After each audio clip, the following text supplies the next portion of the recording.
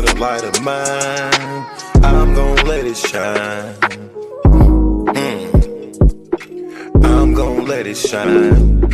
This little light of mine, I'm gonna let it shine. I'm gonna let it shine. Oh Lord, just let it shine. This light of mine, this light of mine. Oh Lord, would you please just let it shine. Take the drama out of my life. Oh Lord, every night the pain ain't right. I wake up at night, I never sleep. 26, 10, and 7, that's just me. Every day I need a little seed. I need a little fresh air, man, I need to breathe. All I know is trauma, all I know is tickets. All I know is no visit, all I know is a mission to get straight up out of prison. Lord have mercy for it. Lord have mercy on my people. Preacher Mary Washington and all my real. Lord have mercy with my people. I pray to God, we really need you. When I was down bad, when things weren't going right, every time I prayed at night, I put my hands up in my face. I said, Lord have mercy, little light of mine. Lord God, please let it shine. It's the drama that I live in my life. I swear to God, I was a bad guy every night. 10 toes down, salute. Everybody suffering, everybody who trying to make a way. Everybody looking for the sky, everybody looking for that piece of pie. In a law library, I know what that feel like. Hoping that somebody get active and involved in your situation. Man, pop your collar and pray. Cause Lord have mercy on my soul. And they make bad guy father get out soon. And the rest of those brothers who be mobbing to child each morning. Oh man, I ain't going to this afternoon.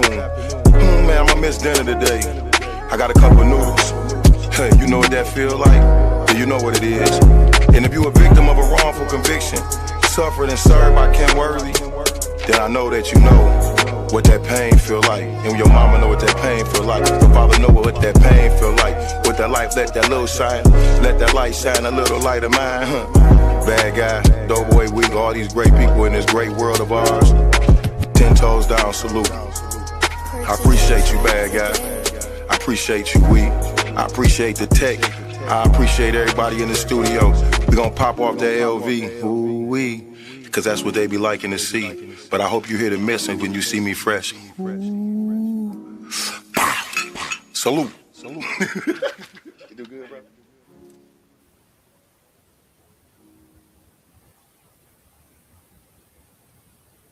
Greetings, everyone. Thank you for joining us this evening on Turning a Moment into a Movement. I am your host, J Love, and thank you for joining us. Just a little bit about turning a moment into a movement. It was birthed from the journey I was on with my son, Jabri, who was wrongly convicted for a crime he didn't do. He was innocent and he went to prison for that crime. And because of that journey with him and everyone I met, including Trisha and a whole lot of other people, it birthed this movement. And so here we are.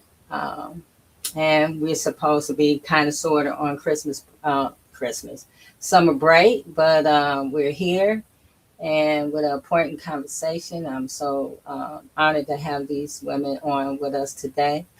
But before we get started, I want to read you our mission statement. Turning a moment into a movement was inspired by the wrongful conviction of Jabri Haycraft and built from the urgent need to create a safe, empowering space for all who have been harmed by injustice. Our mission is to shine a light on wrongful convictions, over sentencing, and the neglect of those who are mentally ill or medically fragile within the criminal legal system. We are committed to uplifting voices and sharing truths and advocating for those too often silenced. Through education, community organizing, courageous storytelling, we work to disrupt those systems, policies, patterns that fuel injustice, transforming awareness into collective action and turning every moment into a movement for real change. So that's our mission statement. And thank you for joining us. Tonight's conversation is unlike any we had before. For years, we heard from women incarcerated inside Women's Huron Valley facilities We hear for Crystal all the time. We have spoke to other women. We seen reports, the lawsuits, the photographs. We shown the photographs, and we heard the cries for help. But tonight we're hearing from two women who once worked behind those walls. Former employees Andi Allen and Larisha Thornton have chosen to become whistleblowers. They stepped forward to share what they witnessed and why they could no longer remain silent, and why they believe the public deserved to know the truth. So I am so honored to have them tonight. And I want to bring on Trisha first so we can update a little bit about what's going on. Hey, Trisha. Going on, J Love? How are you? How are you? How are you? Blessed in spite of any mess. And that's right. Got a mess going on, but no matter what's going on, what I'm saying, I'm just trying to remain with the posture of gratefulness. Because at the end of the day, I'm grateful. I'm grateful. I'm grateful to even be able to have our hand to the plow doing whatever work that it is that we're doing. So yeah, just remaining with that mindset of being blessed and grateful. Uh, is that justice all in the video? It's all in the video. Okay. I'm sorry. So just catch us up a little bit, Trisha. So yeah, a lot going on. A lot of breaking news that ain't breaking news. But nevertheless, there has been, I would say, a lot of what's the word I'm looking for? Attention on what's going on in Women Huron Valley, and so I'm definitely grateful for that. It saddens me that it took this long, and there are many people that had to die because they couldn't stand listening to the voice of one Black woman. But still just believe that the seeds that have been planted, I ain't gonna call it that, but the Bible, the King James Version says, "One man plant, another man water, and God gives the increase." Right, and so I'm just grateful for the seeds that are continuing to be planted, and different things that are coming up. I will say this though: on Saturday, I was told by someone who used to work there that there had been another death. So I thought that was interesting, I'm like, another death, we hadn't heard anything. And then of course, they deny everything that happens. I did reach out to a couple of elected officials, and then I believe, Jay, I believe you said that you had heard that the individual was on life support. So they didn't actually die, that they were on life support. And that actually was true. I heard a conversation with Miss Mary and the individual's son, who I don't know. I don't want to put the name out there just yet because we don't know if their name is out there yet. But they were on life support. So then we got word today that someone else died. So I don't know if it is the individual who was on life support that passed, or if this is a whole nother person. Of course, anytime we put information out, they always say that, our pages, our Facebook drama, this, that, and the third. But I don't think there's been much of anything that we put out that was not true, because we're getting it blow by blow from the people who are suffering through it. And they keep saying 2 women died in 1 week, and that's just a lie, y'all.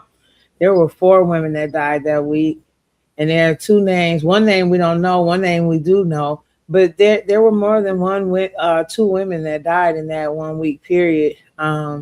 And so we also got word from the inside that they are hiding the deaths. They're not pronouncing the women dead on the scene, which, when somebody dies, and I learned this, when somebody dies at home or in a setting that's other than a hospital, then you get what's the name of it? You have to get an autopsy, right? And I don't believe everybody in there is getting autopsies. I really don't. Some people are just getting burnt up, sent back to their families. Some families are able to retrieve bodies. But it's horrific. It's horrific. And that's why I'm grateful for these voices that are with us today, Jay, because, you know, unless everybody starts speaking out, nothing's going to change. And so today you are going to hear something that I think is very profound. As a matter of fact, back in 2022, ironically enough, I got a message from Natalie Holbrook at that time, who said that, you know, that she had two women. So shout out to Natalie for introducing me to Andi Allen. And there was another young lady, we won't say her name, she's not on here, but they had began to gather stories from the women. They had began to hear, you know, some of the horrific things that were going on in there. And then Andi made some moves to try to sound the alarm. And then, of course, they walked both women out.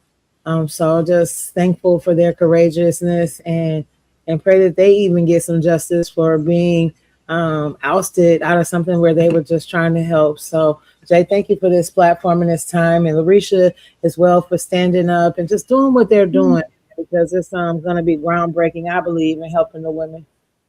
Yes. While you were talking, this message came across. And so I just want to say to Mariah Sky, send us a message at either private message me, or I'm trying to find out now, or send us a message here. I believe we got some information on Angela in the stand up, speak out responses, if I'm not mistaken.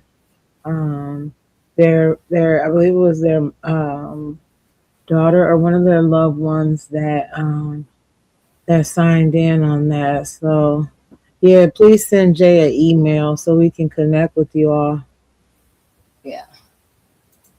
So it's interesting that you were talking about that, Trisha, because Attorney Todd Flood was on Fox 2, and I just want to play a snippet of what he was saying that just so everybody can know we're not the only ones who's saying this. Back now on the pulse, looking at all things people, power, and politics. Here with their calls for answers after 3 inmates died in the last month at Huron Valley Prison, Attorney Todd Flood. Attorney Todd Flood represents many of the families that have been affected by this. And now we do have a developing piece of this story. We understand in the last few minutes that a fourth woman may have died in this prison. And there's an investigation now into that. So we talked about the 3 for the last few months, and now, or last month or so. Now we're talking about a fourth person. Todd, what do we know about this fourth case right now? So we've had contact with a couple of the inmates that we visited today, and they gave us the information that another person just passed away, a younger inmate, which obviously takes some investigation because we have to corroborate that she was there and that she passed away, that she received medical treatment, came back. This is a continuous broken record. Medical treatment, comes back from the medical treatment, and they don't, follow up with her. They just basically mistreat her. It's just a broken record, a drumbeat that continues. This is a pandemic, actually, to me anyway. I don't quite understand how this can happen over and over again, and I'm having a hard time putting my head around it. We've gotten a statement, by the way, from the prison system, from a spokesperson who essentially said, for the interest of privacy of the family, they're not going to comment any further. But I would argue to the governor's office and the corrections department to provide someone to give us some human connection here about this terrible thing that's going on here. What gives you what is it that's going on right now? Is it the system doesn't work? What's happening in that prison in your mind? I think, candidly, there's a violation of the Constitution when we don't protect the women and a lot of inmates from, batteries, from harm. We treat them. It's unconscionable how we treat them. It shocks the conscience.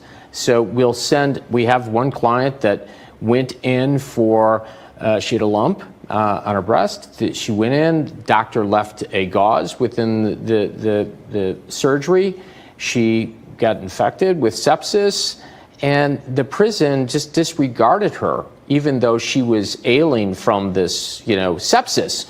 So that, to me, and it's not until much later, she goes and she gets back into the hospital, they have to remove both breasts, right? And you can't make that up. You can't make that up. Now she's sitting within the prison, fighting for her life. I can't tell you how many stories I hear about this. We should be screaming from the mountaintops. We have doctors in the state of Michigan, a lot of friends, your friends, right, that go to foreign countries to volunteer, to give aid, right, and to help those in need. We need that in our backyard. Yeah. Oh my gosh, Jay. I just needed to pay that because Crystal has been complaining about her breast leaking, and for months, for years, feeling lumps inside her breast, and they just do not take these women, what's going on with them, serious. But I am going to bring in Andi. Jay, I don't know if you've seen what I just put in the chat right there, but they were in fact on the list. It says my sister was a juvenile lifer awaiting a court hearing with the Innocence Project. And Lloyd pointed this out, that there are probably about 20-30% of women in there that are wrongfully incarcerated. It says she was put in SEG and later died by suicide alone in SEG. She was left untouched for 30 minutes once she was found, resulting in her eventual death. I believe my sister would be here today if the employees of this prison did their jobs and cared about these prisoners as they do other humans outside of the facility. They are still human after all. Rest in peace, Angela McConnell.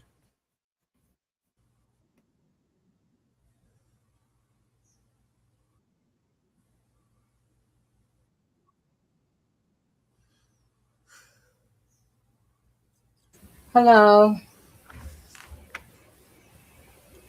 Good evening. Good evening, Andi. So we'll start with Hi you, there. Larissa. Hey, I think Andi on a little bit of delay. So, Larissa, introduce yourself and tell everybody who you are. Sorry. And no problem. Who you are and what did you used to do at Wilmington Valley? Good evening. My name is Larissa Thornton, and I am a former employee at Women's Huron Valley.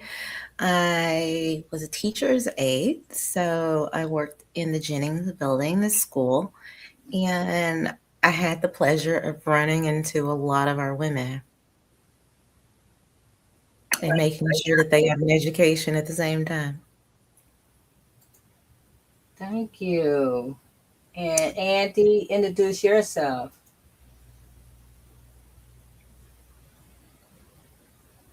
So my name is Andi Allen, and I worked at Women's Huron Valley as a counselor and a recovery coach. The pleasure of meeting many, many wonderful women that had great personalities. Thank you both for joining us this evening. So let's get it all out. Let's get it all out. I know Andi been like, I'm ready to tell. And then I sent Larissa a message and she like, I'm ready. And neither one of y'all knew that I was talking to the other. So let's get with it. Go ahead. Whoever wants to start it off, we could just go. I do have a clip too, and we'll play that later a little bit in the conversation of you guys talking at the oversight hearing. But we'll start with you, Larissa, because I know that you're on the same time. And then Andi, when you hear her stop, you can keeps go. Okay, so go ahead, Larisha. So, working in the prison was they the gag is you have a wonderful career, right? And that's what I assumed. But I didn't realize until I stepped foot in those doors that a wonderful life meaning meant that I had to basically take the rights of someone else who has already been sentenced. So they're doing their time. And it didn't make sense to me why, as employees, it was our job to make their life harder. And when I mean harder, I mean in the regards of women was left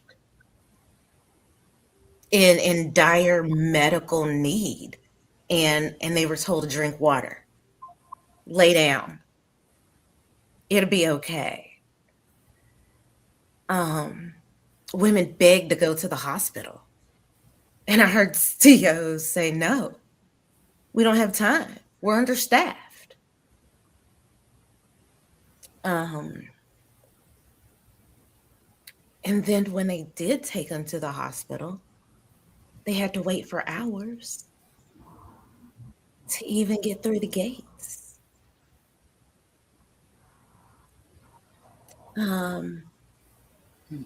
I have watched women through COVID, mind you, because I worked there from 2018 to 2025. So during COVID, when we were all wearing masks, we had these ladies who were wearing homemade masks made by another prison. And not only were they made to wear these masks, but they had to clean walls with mold. They had to clean showers with mold. It was traumatizing to work in. And I know it had to be traumatizing to live in. And knowing that I could get the medical care that I need in the women in there, in the prison, they can't. Nobody listens to them until it's too late.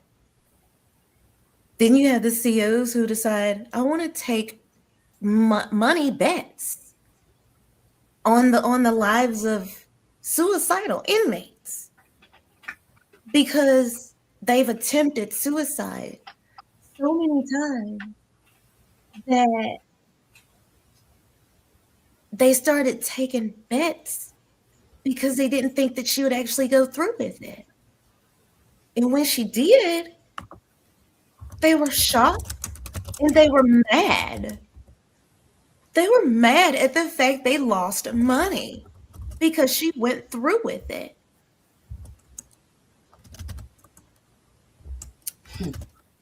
And that's when I started to sound the alarm. I started to talk about how horrible it was to work there. And the number of inmates who are sexually assaulted is ridiculous. Ridiculous. Going back to flood law, they were a part of the body cameras, the body camera lawsuit.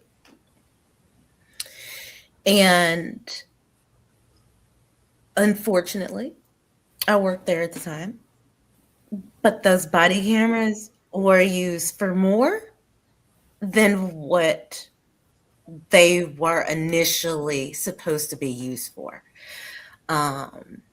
Those body cameras were used for strip searches.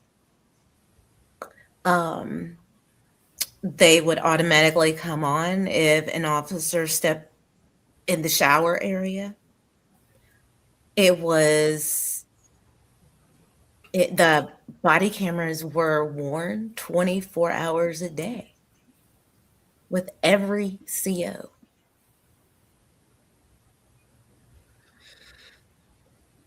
I could go on and on. Oh my goodness.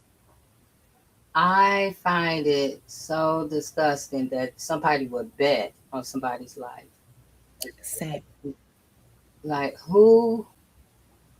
I don't get what kind of human person would think that was, let's take a bet and see if she kills herself. I'm like, Exactly. Andi, what is, some of the things that you just outrage you?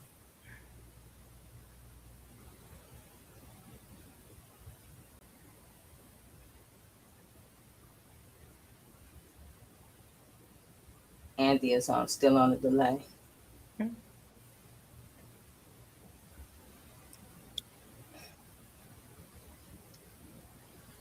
Is this my mic working okay? Yes. Okay. Go ahead, Andi. So real quick before I say anything, can I address Angie McConnell? Yeah. So before I was fired, Angie McConnell was in my office, and I knew that she was innocent, and I knew that she should not be there, to the point where I went to a psychologist that worked there and said, tell me about what you know about Angie McConnell. And she says, you mean the one that's innocent? And I said, I think she is. And she goes, I think she is too. Well, anyways, Angie was having a hard time at one point, and the psychologist brought her to my office. And I said, Angie, I said, when you get out of here, you are going to have a lot of money. I said, tell me what you're going to do with that. And she said, I'm going to take my kids to Disneyland. I'm going to buy houses where we can all stay close together. She was making plans for the future. And then she committed suicide. No one in this world, I'm telling you, no one is going to convince me that this woman committed suicide. She was making plans for the future. And when you do that, you are not suicidal. Angie was not suicidal. She was looking forward to getting out and living her life with her kids. There is a cover up when it comes to that. And I wish that they would release more information, because like I said, there is no one that's going to convince me that Angie had committed suicide. Not even a little bit.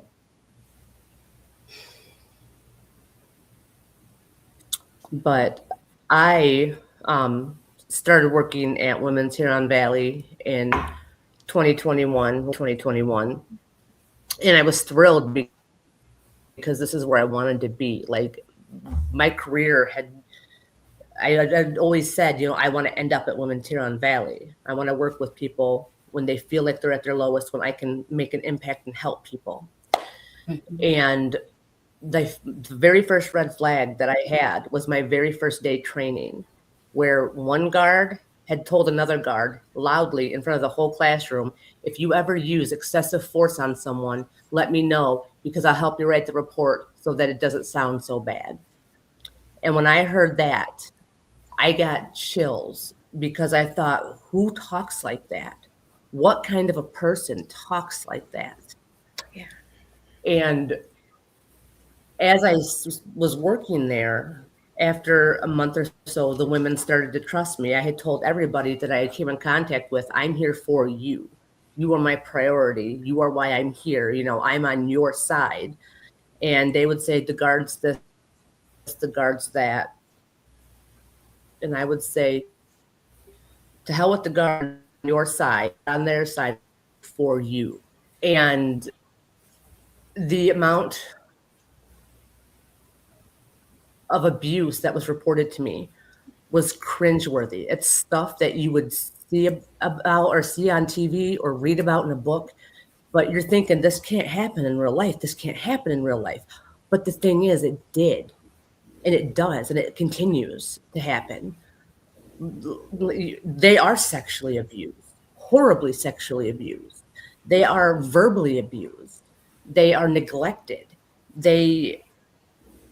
These poor women. And then what kills me is, you fire the whistleblowers, but you keep the abusers.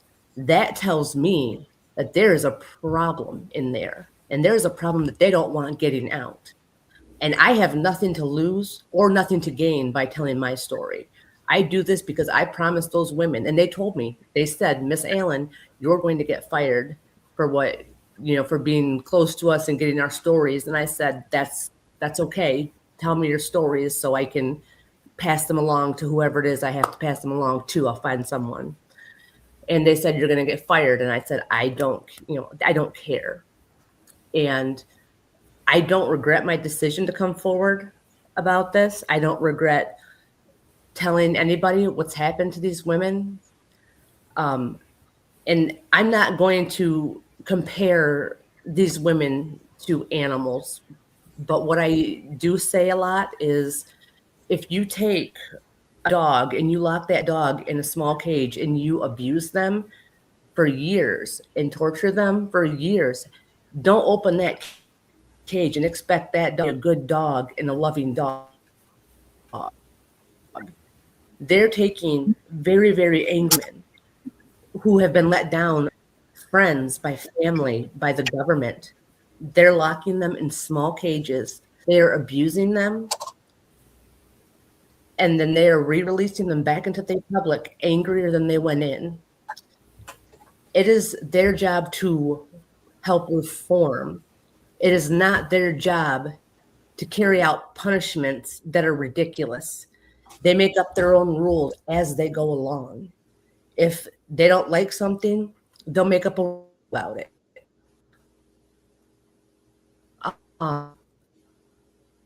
There's just that goes on. We could footage. I wish we could FOIA the videos that they have that they record on every day, because people would be shocked, dismayed, and appalled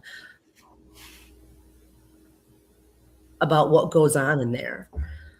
And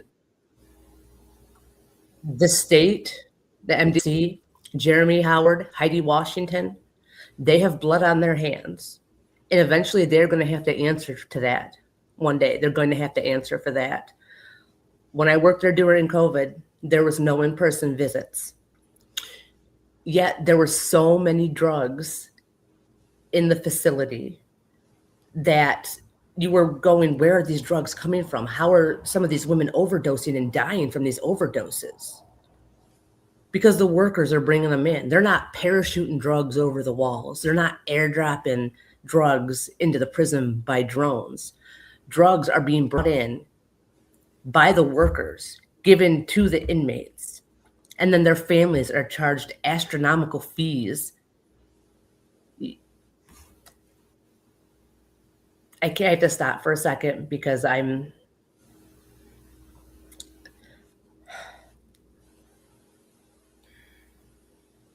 from here. I need just 1 second.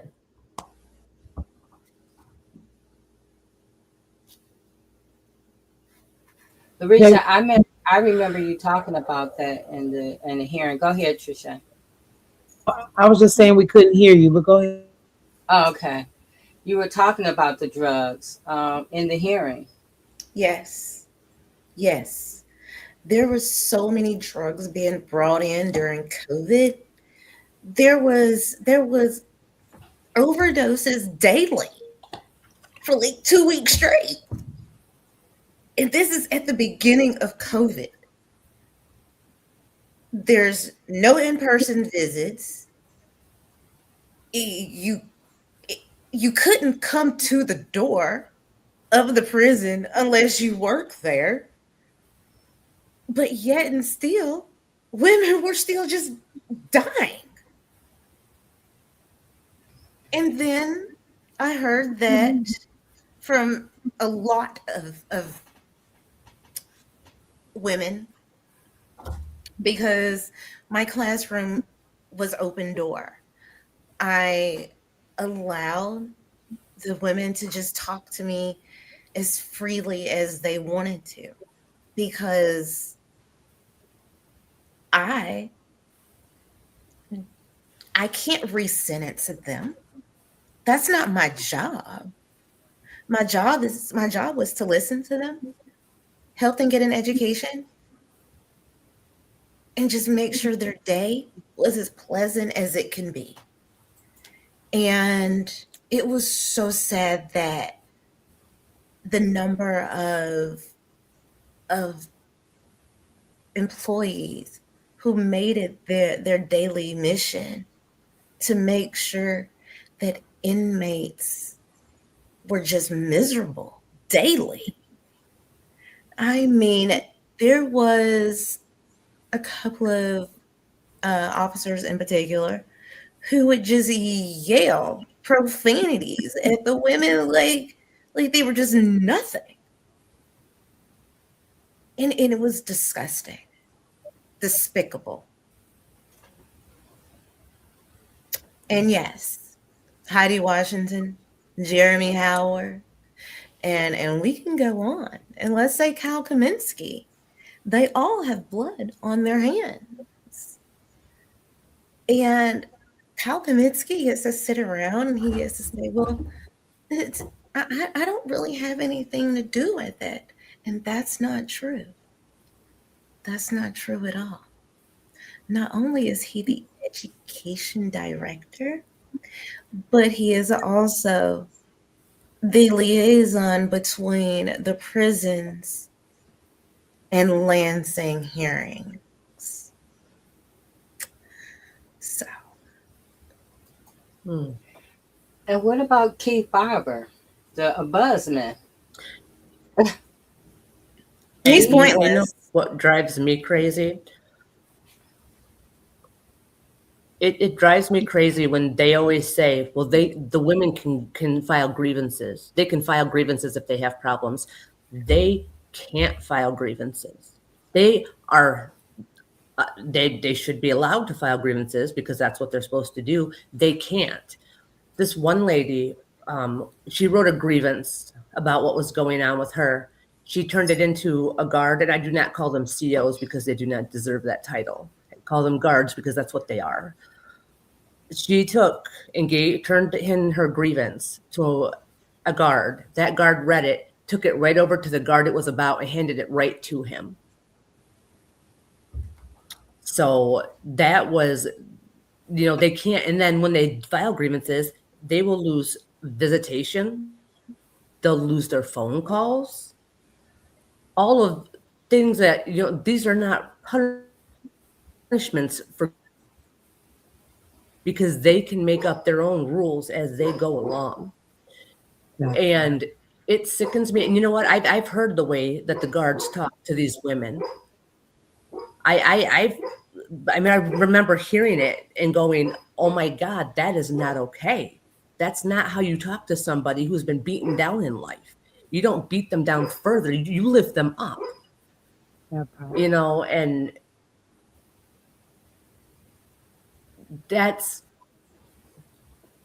and they all know what's going on. Jeremy Howard knows what's going on in that prison. Heidi Washington knows what's going on in that prison. And Gretchen Whitmer knows what's going on in that prison. And shame on them, because their silence speaks volumes. Yes. Absolute volumes. And you can work there, and that's fine and dandy. But if you're going to work there and you're going to keep your mouth shut about stuff that is happening that you're not going to report, you are helping to hide something that needs to be outed. Taxpayers have paid over $300 million in the last decade to rightfully want lawsuits and settlements to prisoners. This $300 million. If you have no empathy for these women, you should at least hear that number and go, oh my God. No wonder the state of Michigan is broke. Little dignity and respect and have ethics. And that's horrendous. Yeah. Debbie Dingle wrote a letter to Heidi Washington about MDOC. And Congresswoman Dingle received a response back from MDOC, Heidi Washington. And interestingly enough, she highlighted that there weren't that many grievances. And I thought, well, you're right. Because what you're doing is you're putting the women on grievance restriction. First of all, a federal judge cited in March of 2025 that MDOC's grievance process was unconstitutional. So for me, I cannot understand it. And this is, again, it's interesting that the worker who is MDOC can be more powerful than the boss, which is Gretchen Whitmer and the elected officials, the state reps and the senators. How can you be more powerful? Is it MCL 791? If you go read MCL 791, it has so many different provisions in there for MDOC. And Walter Miller led me to look this up. And I think it was dot 295 that talked about MDOC having the sole authority to dictate investigations. How do you have sole authority to investigate yourself? That is a law. So when I think and I look at this as a law, then that means that our legislators need to be counteracting that with an amendment or a removal of the entire thing. If you read through MCL 791, and mind you, it dates back to 1953. Dates back to 1953, some of the things that are within there. So we already know what was going on in 1953. We already know who was in control in 1953. We already know the mindsets of people in 1953. We got to understand about slave catchers. We understand this is no different than how police were formed and the foundation that they're standing on. The same thing goes for these correctional facilities. They are housing slaves due to the 13th Amendment. And due to these laws and these provisions that have been put in place for them, they are safeguarded. They cannot be touched unless legislators step up to the plate and do their jobs. So how can you say that there are no grievances when in fact you know that you stop women from grieving? They're retaliated against for grieving. You know this. So there are so many things that, unless these things are really handled legislatively, and this is where we've all got to lean into our elected officials. I hear people all say all the time, oh, we waiting on State Rep Wilson, Jimmy Wilson is in his area. Okay, I have a lot to say about that, but it's not just State Rep Wilson's job. It is a job of every elected official in the state of Michigan. And why? Because every woman that goes to prison in the state of Michigan goes to Women Huron Valley. We got to get clear about what's going on here. We can't continue to spin our wheels. Yes, we need to stand up. Yes, we need to rally. Yes, we need to mobilize. We've got to press them to change the laws, because until they do, MDOC will remain an untouchable entity. And that, I believe, is on us. We've got to push for that change legislatively. I agree. Yes, I do too. Go ahead, Larissa. Absolutely. Oh, go ahead, Andy. Either one.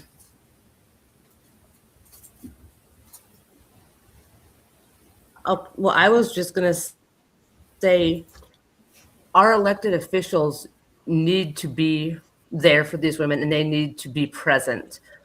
When I worked there are 3 separate occasions that I can remember being on a telecall with people in Lansing begging for help and crying, literally crying. And I was saying, these women need help. Women are dying. I said this in 2021, women are dying. Please send help. And that was met with silence. I emailed Lansing. And then after I emailed Lansing, my supervisor came to me and she says, yeah, don't ever email Lansing again. It didn't work out well for the last person who did it. So I got that threat, and I thought, oh my God, like, are you allowed to, I didn't say, I thought, are you allowed to say that to me? Like, that doesn't seem like something that you report that. You're supposed to go chain of command. They're all about chain of command. But then when you go to chain of command, you hear stuff like turn your head. I've reported stuff and then have been told, turn your head. I have been told, stay in your own lane. And it's sick. It's revolting. I know one night Trisha and I got a phone call from a young lady who used to work there as a CO. And she said that same thing. She said they told her to put your head down and do your job. Keep your mouth shut. Put your head down. Keep your mouth shut. And make your money. That's what they said. Make your money, and that's it. Your mouth shut and make your money. Yeah. But And go home. does human life be wagered at your dollar amount when you are in that facility too? See, yeah, you get to go home, but do you realize what you're taking home with you?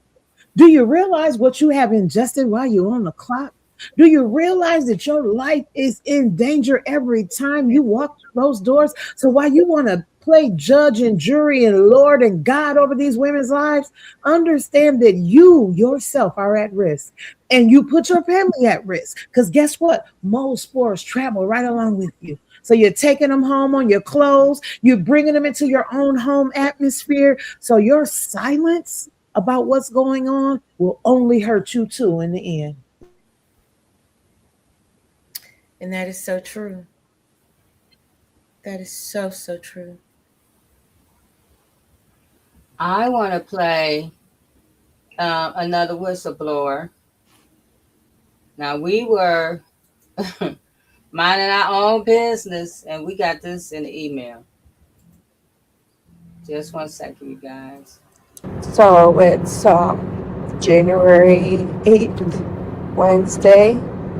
Today, Crystal Clark was on my call out for labs. It's supposed to just be a CMP, a CBC, and an INR because she has a procedure, a cardiology surgery coming up later this month on the 24th. I'm not supposed to tell her about that, which I didn't. I don't. I just said it was the basic stuff. And she said, no, I saw him with Dr. Ellison yesterday. He said that he was going to put in the order after I made it adamant about he needs to draw my labs to check for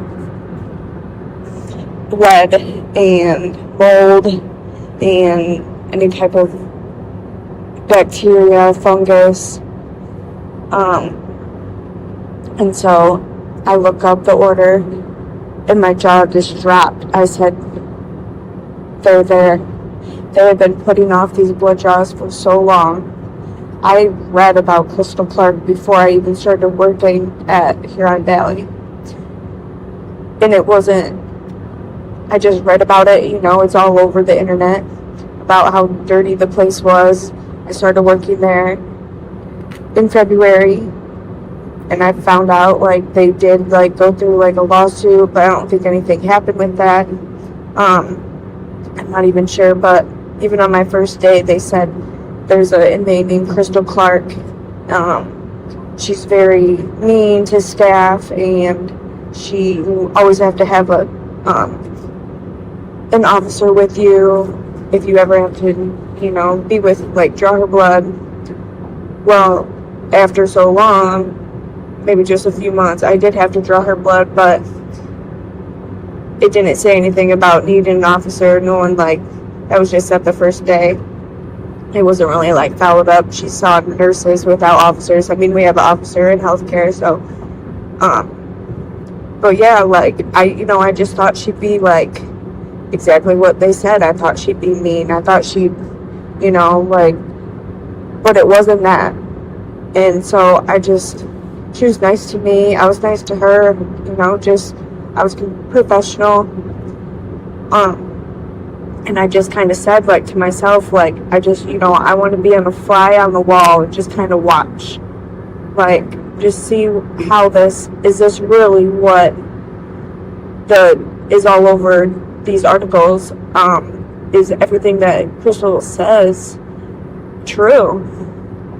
Well, it's been almost a year now, and I've noticed months ago, I don't even know when the first time I really it hit me, man, they are really, honestly, I think it was June. So I started in February. June, there was I had a urine culture for her, and when it came back, the results didn't look like normal. They didn't I couldn't really even read any results on the order. So I'm like, man, that was the first, is this some conspiracy, for whatever reason?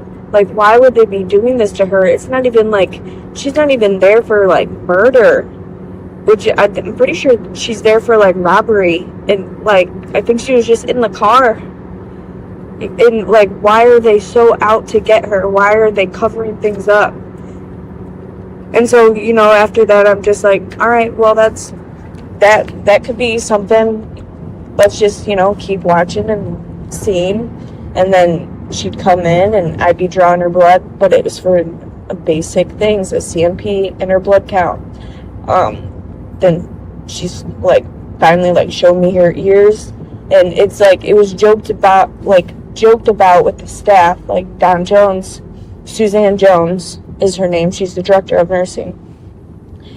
And she'd be in a staff meeting, she was if I said, Khalife, who's a RN there, on January 6th, or she would just say some random day, could you tell me what the inside of Crystal Clark's ear looked like?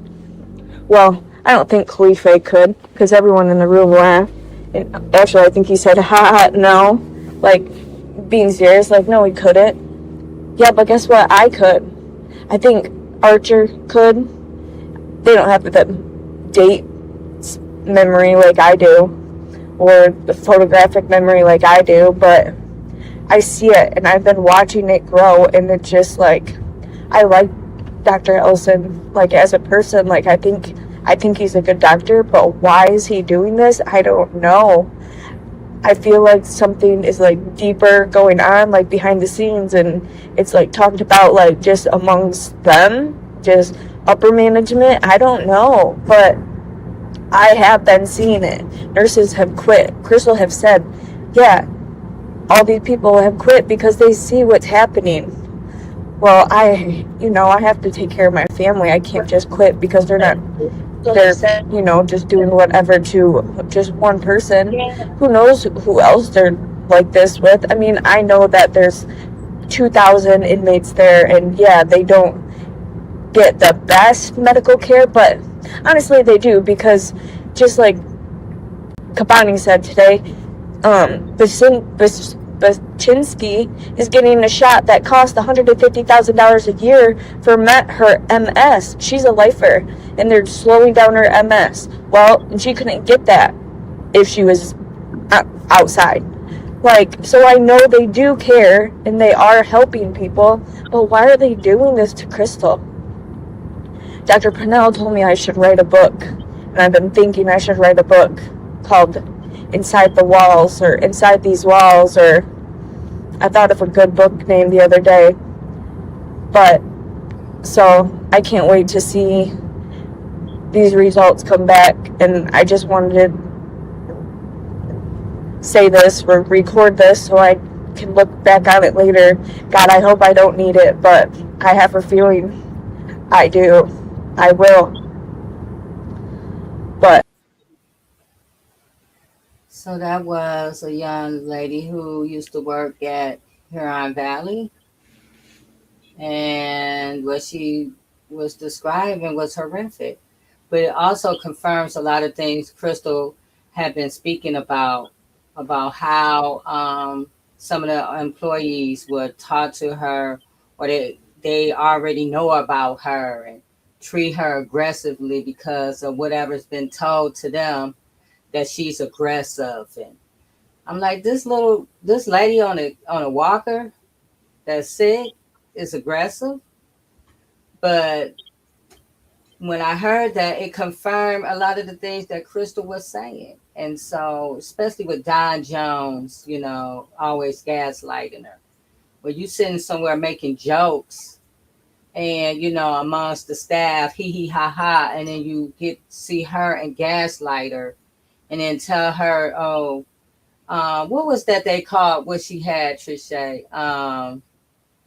They They said, made up yeah, some. Mirtha. They said her ears was dirty. They said, Jay, but you know what? Listening to that, it just connected another dot for me. The ombudsman, because see, we kept pushing Senator Irwin, which would cause them to go to the ombudsman. It was this vicious cycle back and forth. We tell them, they tell him, he tell them nothing, they come back, tell us nothing, to the point where I said, stop telling me what they said without telling me what you said, the evidence that we gave you. What was the pushback to these lies? But anyways, one day we got an email. It was an email that had been forwarded to us that was a response from the chief medical officer, who stated that Crystal had no reinfection of mold. Okay?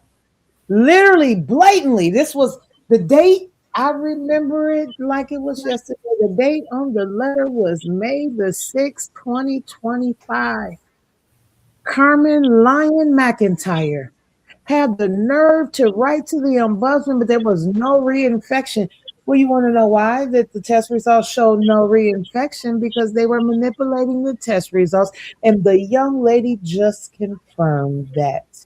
She just confirmed that they were manipulating those results. So that's why they said, oh, there's no mold here. Look at this test. There's no mold.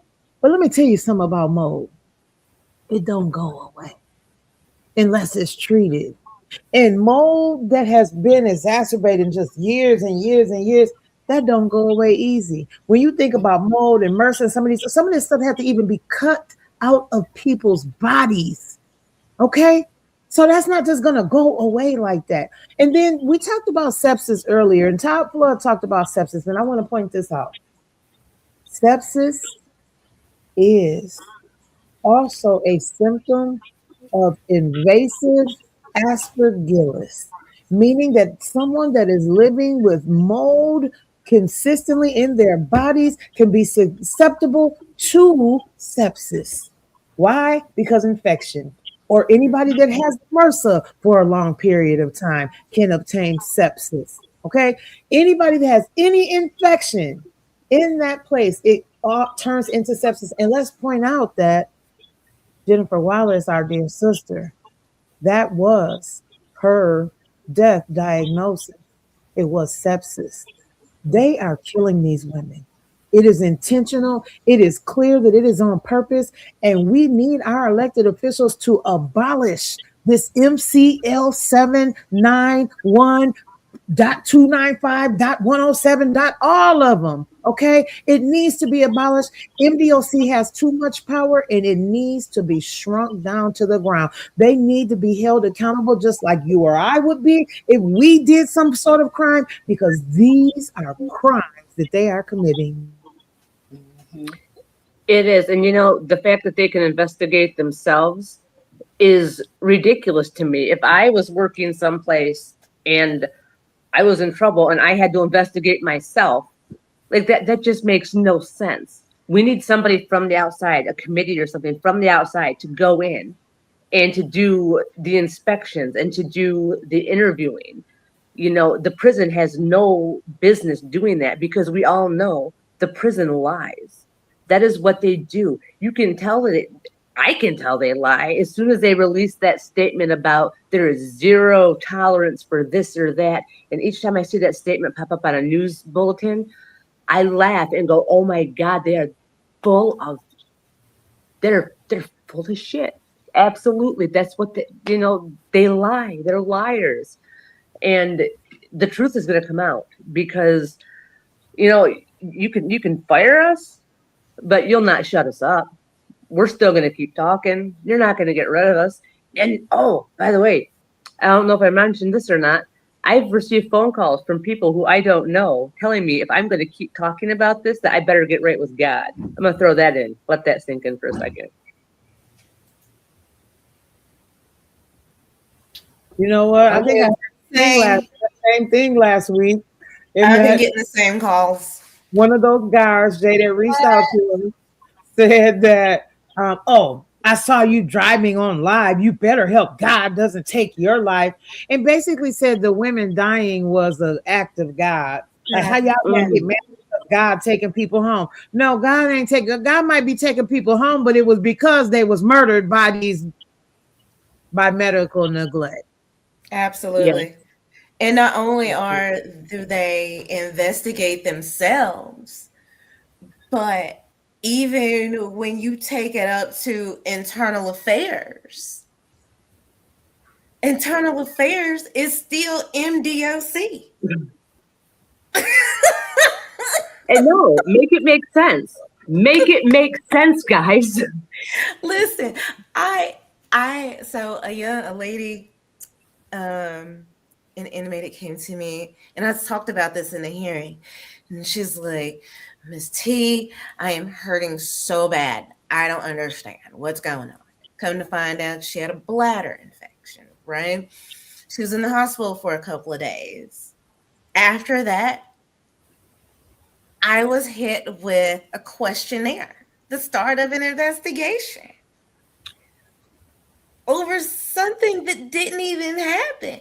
But there was no way for me to defend myself because guess who runs the unions as well? Because the stewards of the unions are also MDOC employees. Okay, so right, so I had no help there. So then I'm like, well, let's just push this out as far as we can go. So it goes to IA, Internal Affairs. I get a letter in the mail, so professional, telling me that my claim was unsubstantiated and that the case was dropped, right? Makes sense. So the case was dropped, but it wasn't dropped because the investigation that I had going on with me, they upheld. Not only did they uphold it, but I had to go in front of Jeremy Howard for my hearing, right? So my hearing consisted of a union steward, Jeremy Howard, Kyle Kaminsky, Heather Gay, and myself. Wow. And it was kind of like what we got going on right now. It was an online hearing, and afterwards, Jeremy Howard would say, "Well, I find you guilty." Yeah. What? Yeah, I find you guilty. So you could either take a day suspension, or you could give us 8 hours of your leave time and just come to work. You decide. Yep.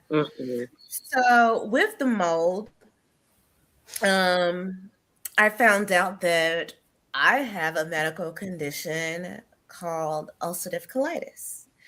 And not only is it from stress, but it's also from mold. Unfortunately, I will be living with this for the rest of my life.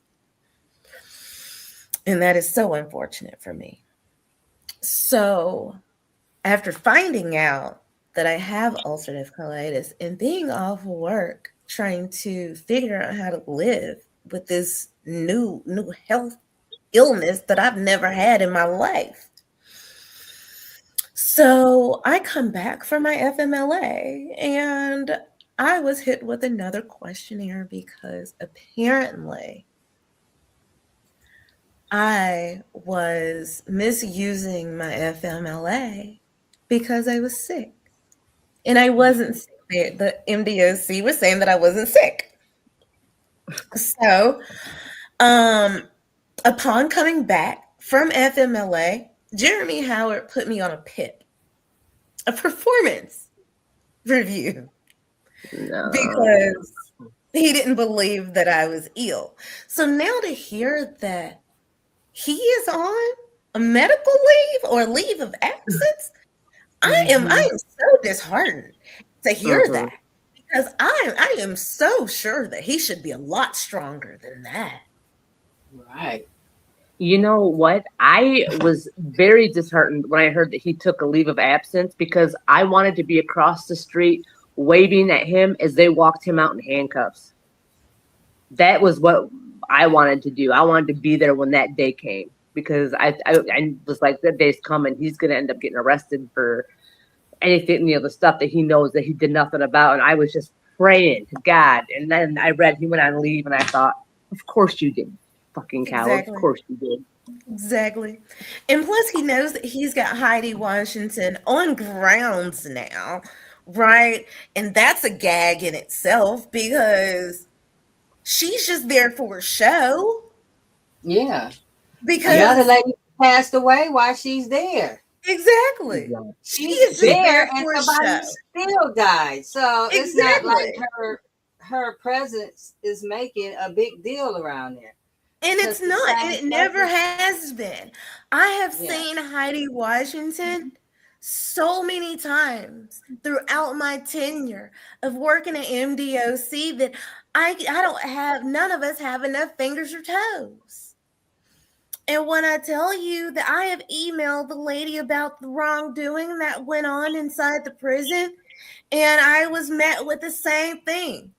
Thornton, you should just keep your head down, do your job, and go home. Just that's it. If it's that bad, go buy yourself something nice. That should be the mission statement. Exactly. Wow. That should be their mission statement. It is. It really should. It should be. Just. Oh, do you remember the day that they walked you out? It was ironically after Trisha said they came with Crystal Clark's paperwork May 5th. My last day was May 2nd, 2025. Wow. I remember. Yes. I remember I was in, because I worked in the MAT department, or the MAT program, which is medicated assisted treatment. I know exactly where you were. You were in the MSI building. Yes, ma'am. That's exactly where I was. I was there a lot. And I remember, and part of the medical thing that used to bug me was they would run out of medications to give these women. Okay. And if you don't get these medications, you can withdraw. And, and then they would tell me, well, just tell them that there's a state shortage. And I'm like, is there a state shortage? And they said, yeah, there's a state shortage. I went online to the government website that has the list of drugs that are shorted, and it wasn't on there. And I was like, it's not even on here. And she's like, well, just tell them that. No, absolutely not. Just because you can't get your stuff together to give these women the medications that you need, that they need, and you want me to help cover that up? I think not. But I remember the day that we had this MAT meeting, and I was concerned about the abuse, the sexual abuse, the verbal abuse. And the lady, one of the ladies I worked with said, just say it. And there was about 100 people on this meeting, including Mr. Jeremy Howard himself. And they said, does anyone have anything that they need to add? And I said, I do. I need to add that there is physical abuse, mental abuse, verbal abuse, sexual abuse. They're calling these women horrible names. People are bringing in drugs. And Jeremy Howard instantly came on and goes, whoa, I didn't know anything about this. Did you go to the chain of command? Yeah. And they told me to shut my mouth. Well, I'd be more than happy to help you, sit down with you and talk to you about this. And I want to be there and help you do this. And I was like, oh my God, thanks. After that meeting, I emailed Jeremy Howard minutes after that meeting ended. And I said, thank you so much for wanting to meet with me. I appreciate it. Thank you for wanting to help these women from the bottom of my heart. Thank you. Let me know. And I said this, let me know when there's a time I can clear my schedule to make time for you so I can do that. Day 1, I didn't hear back from him. Okay, he's busy. Day 2, okay, he's still busy. Day 3, okay, Jeremy's really busy. Day 4, I'm like, is help gonna come? by day 7, I was like, oh my God, there's no help coming for these women. There's no help coming. And then I come back to my office. There are 2 women inside my office tearing my office apart. And that's when they said, give me your ID. Here you go. And I remember going, can I help you find something? And they walked me out. And I remember on my way out, I made eye contact with every single person that I saw, because I know they knew I was doing the right thing and that they were selling their soul for a paycheck. Absolutely. That's why I would not shut up. I would not. Everybody that would listen, I was telling them what was going on.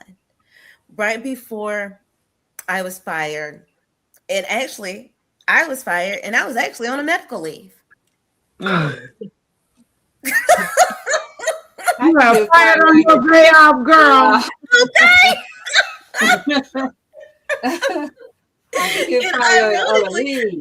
I was slated to come back to work May 5th. So prior to May 2nd, I was tasked with working in the mailroom and back in the warehouse where they get store, that expensive store for nothing, right? Mm-hmm.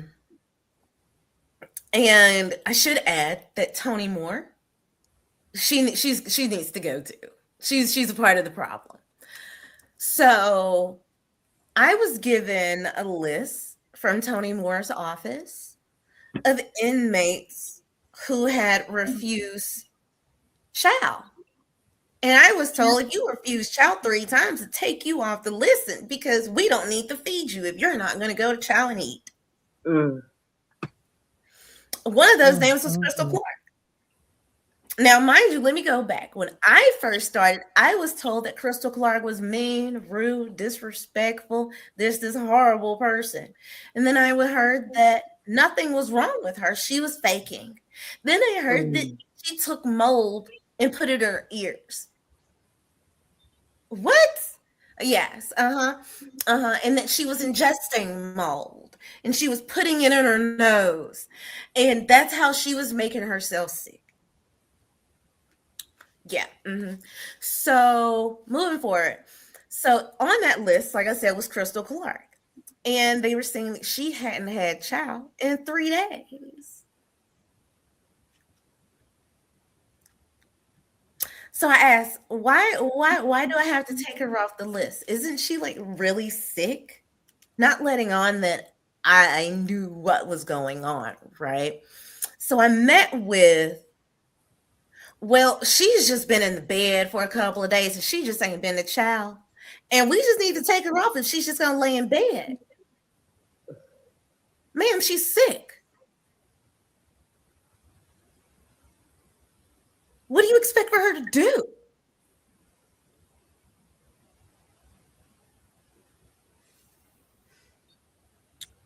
And that was literally April the 29th of 2024. I had this conversation. Oh, Lord. Do you know what I would like them to address? I would like them to address the situation where they told the lady that was wearing her hijab that if she wanted to eat, she had to take that off. I want them to talk about that because I want answers for her for that. How are you going to force someone who's protecting their beauty to take off their hijab if they want to eat? That is sickening. You know, I might not be that same religion, but I sure as hell have empathy. And that was just degrading to her. Absolutely. You know, and just that's sick stuff. They play sick games, sick mind games. During mobilizations, I'm sorry.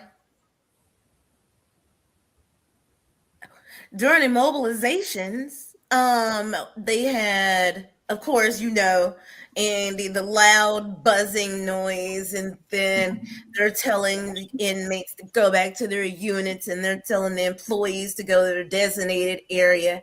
Now, mind you, there are inmates who have seizures. So now you got lights flashing and noise just buzzing. So now we can't go anywhere because we have inmates on the floor and having an active seizure. danger, and we're being told, just leave them there. They're faking. Go to your designated spot. That to me is crazy. Like, they just step over them like they're just nothing. Animals are treated better in the humane society. Oh yeah, those animals got it good compared to what these girls had it. I agree. I have seen a lady that was forced to talk to a CEO because she needed to use the bathroom. And he didn't believe she needed to go. As bad as she said she needed to go. So she urinated on herself. Because what else could she do? And she was on the east side and lived on the west side of the compound. So she lived a good walk, 9 minutes away. So she is standing there with literal urine running down her legs, everything just wet. And those pants are so flimsy and so light. And you could just tell, and everybody knew she was embarrassed, because then he looked down at her and he said, "Oh, I guess you did have to go." So then he let her go. Mm-hmm. Yes. I compiled a list of guards' names. I don't have those names memorized because they are locked away in a safe at a designated location that is not my home.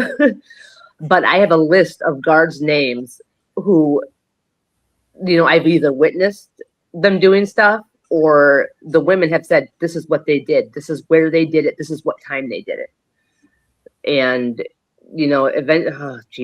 this place, I feel like the only way to fix this is for the National Guard to come in. And that's what they need to do. This new warden, I hope to God that she will do right by these women and call in the National Guard for assistance, because I don't know her. I've heard some good things about her, but this prison is way over her head. Like, this prison is over anybody's head. Like, you go in there and it's like the blind leading the blind in there. When I first started there, I had to go find my own office to work out of. I didn't have an office. I had to go find my own office. And I was just like, this is ridiculous. Wait, who runs this place? And it's ran the way they want it run, the way they say it's run. One thing's wrong one day, the next day it's okay, the next day it's wrong, then you're punished, then you lose time with your family. It's the head games they play there is ridiculous. And then they call them crazy. No freaking wonder they're crazy. You guys are making them nutty. Like, this is on you guys. You guys are making them crazy. And that's. And then they get mad at them and throw them in seg. Yes. And then toss their cell and throw everything away. You got CEOs who cut TV cords, radio cords, fan cords, just because they feel like it. Mm-hmm. Oh, it's their a power family can buy them another one. Not even realizing that this person's been in there for 5 years. It took them 5 years to get this TV, right? And you just gonna shake the room because you felt like it. Yeah, and with the new warden that's coming in, I mean, I'm very skeptical because of the fact that they shouldn't bring in a warden from another facility. You're right. That doesn't even make good sense. That means she's bringing the same mentality with her, just from a men's location. So now she's coming into a women's facility with a men's perspective. That ain't fair. You're right. I know a week ago or 2 weeks ago, I got a message like they was asked to please bring the National Guards, because so much was going on before this lady came in, they were putting people for in SED just because they was asking to go to medical care. They needed meds, go to the med line or whatever. And they were putting them in SED, and then they'll come back and say, "You still sick?" If you say, "Yeah," okay, well, I'll be back. And they'll leave them in there longer. Like, these were the tactics they were using. Literally, we had to, when I got the message, I started calling, you know, our little circle of people, and they got them some help. But I'm just saying, these are the tactics and things they would do. They told Crystal, speaking of crazy, they was just making up a diagnosis for her. They told her she has somatic syndrome, or somatic disorder, some somatic disorder that would say you sick when you're not sick. Like, make it up. I'm like, girl, that ain't even no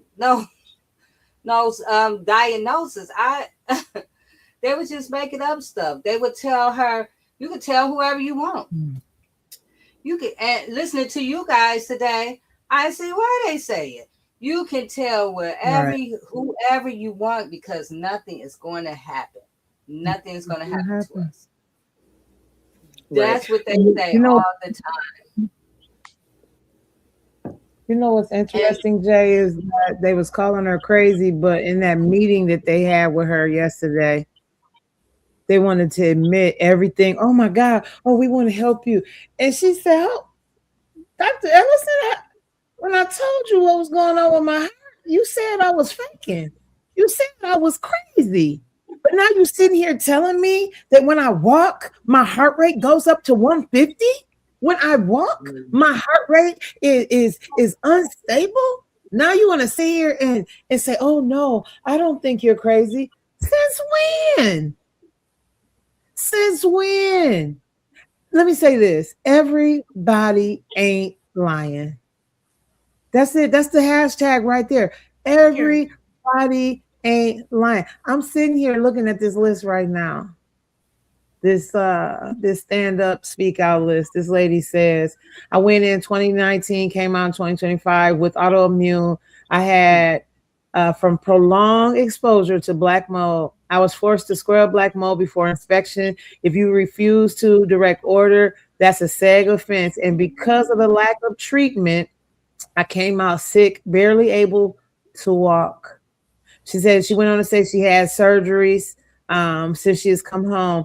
And from she was assaulted from a prisoner who I think like slashed her face, took a razor and slashed her. And this said she had an officer do a legal strip search in the women's bathroom in Gladwin without permission. They swept it under the rug. She even goes on to say that she was humiliated due to scabies because she was in with the scabies thing. She also made a report to the state police because in 2022, there was a teacher. It says 2022, they're trying to sweep under the rug their sexual acts and they had to be performed with a robotics teacher. The state police interviewed us a couple of times, but they act like it never happened. I don't even like men, and performing on men, on a teacher, so I didn't have to go to SEG was disgusting. So they're even using the threat of SEG to make the women perform acts on them and with them. Everybody ain't lying. Everybody. That is what we call rape punishment. That is rape punishment. Yes. And I actually knew the robotics teacher that she is referring to. Yes. And every word is true. It was so bad that women were exposing him, but because he is a cis white man, who's telling the truth, an inmate or him? So of course they took his word for it until they couldn't take his word for it anymore because They saw him in a camera when he stood up in a chair to turn the camera around with his pants pulled down.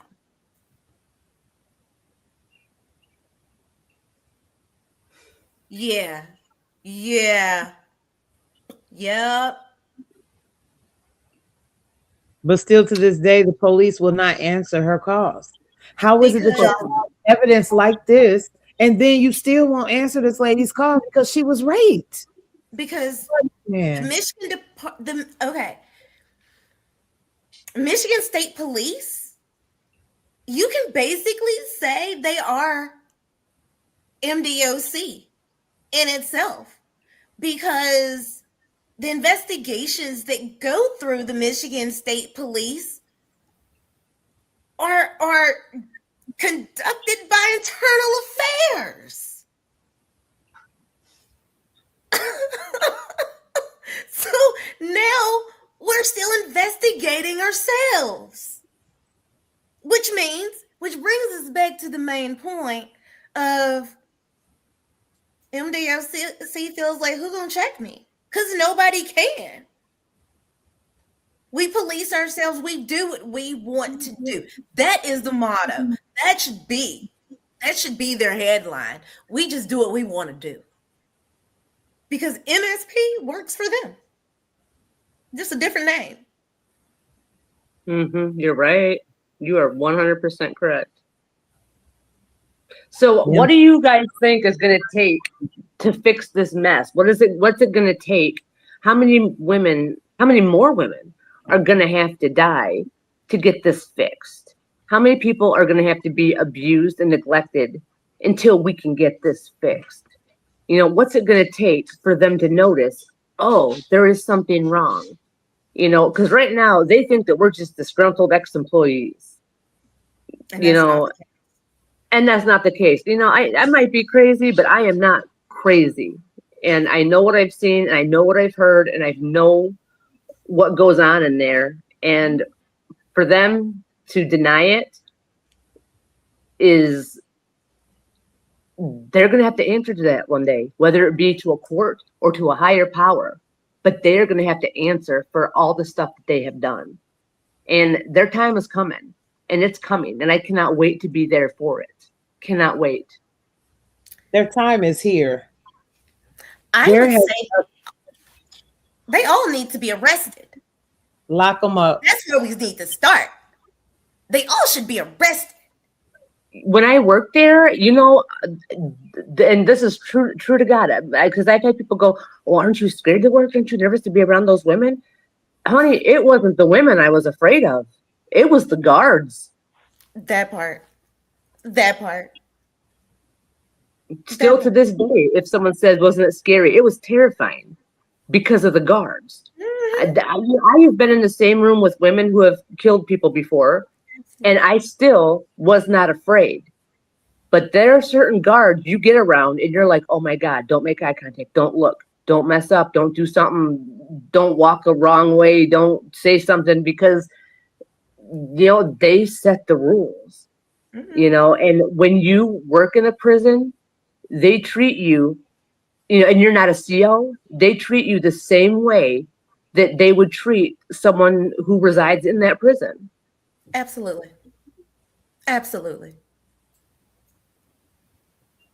So we are not crazy. We know what's going on. We know they know what's going on. I have nothing to lose. I have nothing to win. I want the truth to come out. And when you have nothing to lose or nothing to win, lay it all out, because I have nothing to hide. I have nothing to hide. And good. Oh, you know what? I finally found out why they fired me. Do you guys want to know the official reason on why they fired me? What was it? Because I played the happy birthday song to an inmate. So, but the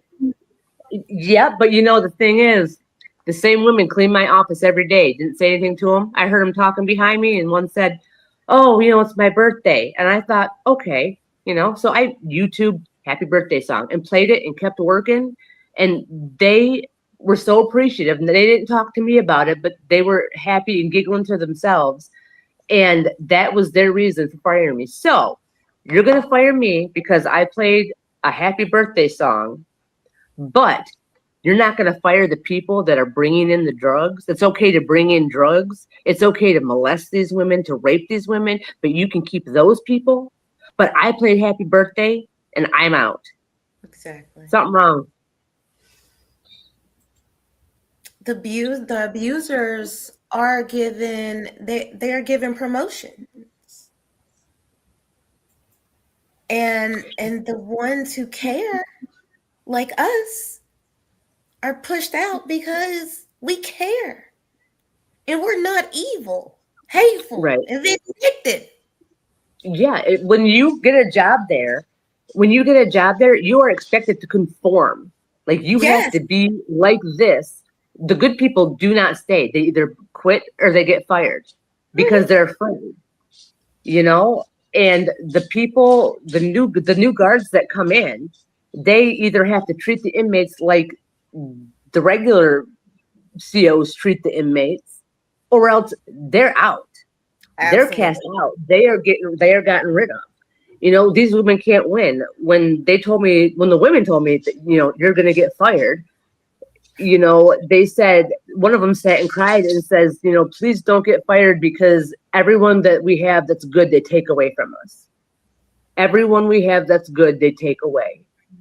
Their job is not to reform. Their job is to punish. And that is not their job. Crystal says that all the time. When they had a doctor there who was giving the correct diagnosis, telling them that Crystal could die if she stayed in there, he got moved out of that prison. She said it. Every time a good person comes, they leave or get fired. I was listening to a podcast and just the other day, and the young man who won the $307 million lawsuit and from MDLC and Correctional, and he was talking about, the lawyers who were talking about it was saying how the good doctors, when they saw what was going on in there, they got the heck out of there immediately. Like, I'm out, because they were fearful that they would lose their license for the things that they were seeing done. They would quit. Can I tell you the amount of HIPAA violations that goes on in that place? Like, I've witnessed numerous HIPAA violations. One CO that used to check people into the mental health side. If a woman came in and she was on MAT treatment, she would make sure to yell it down the hall. And she had this accent, and you might know who I'm talking about. Oh, you're on the MAT program. That program makes people drug addicts. And she would say it loud enough so the other woman would know what. Yes. Good. And that's the thing. She is such a I don't even know what I'm allowed to say, what I'm not allowed to say. But I mean, whatever I say, they can look on the camera and they can see she said it. And that's how you know they're hiding stuff, because they record everything. Oh, yes, they do. Yet and still, as a matter of fact, Senator Sushing had Jay working relentlessly, asking Crystal, just pressing Crystal about dates and timestamps. And so they're going to pull the cameras. We ain't heard nothing about them cameras yet. Oh, they're deleting that stuff. Single solitary thing. Yet everything that happens right in front of the cameras. Again, when you allow an entity to police themselves, this is what you get. Somebody said, we should FOIA the cameras. FOIA what? You think they don't get rid of that stuff? Mm-hmm. That stuff was gone yesterday. That stuff was gone the day after. The same day. Mm-hmm. Yeah. Marco Law. That's what I was talking about. Marco Law. If you guys want to hear about the $307 million lawsuit, it's called Cases Cases Gone Wild. It's the name of the podcast. And he talks about how corrupt it's you guys are basically saying the same things that they were saying in his videos. They talk about how corrupt it is, how the doctors, barely doctors, they're barely doctors that work for MDOC. They talk about this, it's basically the same thing, but on a medical level. You know, all these surgeries that they're giving people are really just hacking them up, hack jobs. I have heard that, you know, not for them, but from someone else who used to be in the men's facilities. He was saying how a man was had cancer and he had to get one of his testicles removed. And then they removed the wrong one. And so they had to go back and so you literally just throw, you know, this man, you took both of his testicles. How people were just, you know, literally just rotting out and dying in dialysis, you know, it's just horrific. And so when I hate when people say, well, you don't do the crime, or don't do the time, or whatever, don't do the crime, you can't do the time, whatever. We are paying, all of us, viewers, us, everybody, are taxpayers. Your money, if you don't even care about people, you should care about where your money is going. You give MDOC over $2 billion every year, unrestricted funds. That means they can spend it how they want to spend it, right? And they're hacking people up. And then they get incentives. These healthcare companies get incentives for saving money. As a matter of fact, they talk about on this podcast how they have conventions to discuss how they keep people from filing lawsuits without, because they don't document stuff. And so when I was listening to the whistleblower, there's a second video. But when I'm listening to her, she's talking about, that's one of the things she's talking about, how they don't write things down in the record. So, you know, Crystal's, you know, she's saying, hey, you know, this should be in my records because this and this, and it's not there because they're trained to not put stuff there because this keeps them from getting lawsuits. And the same thing, that's how it happens all across the board in these facilities. And even in the men's facilities, we gonna just keep it 100. This is just how MDOC operate across the board. It's just more horrific. Well, I'm not gonna say it's more horrific than the men, but the women just have one place to go. They're in this one place, and they're operating it like, I don't know. You said earlier, dogs get treated better, and you're right. Dogs in the dog pound do get treated way better than what's going on in these facilities. But they painted over the mold everywhere. Yes. When we met Linda Stormer, and she said the mold hang down like shag carpet from the showers. This is one of the first videos we did on Huron Valley. She told us this years ago. The showers, the mold was hanging down from the showers like shag carpet and drip on their bodies when they take a shower. We can't make it up. They've been telling us. Full of mold. Even in the lawsuit, it talks about how they put up shower curtains in the library to keep the books from being destroyed, and those shower curtains have mold on them. Yes.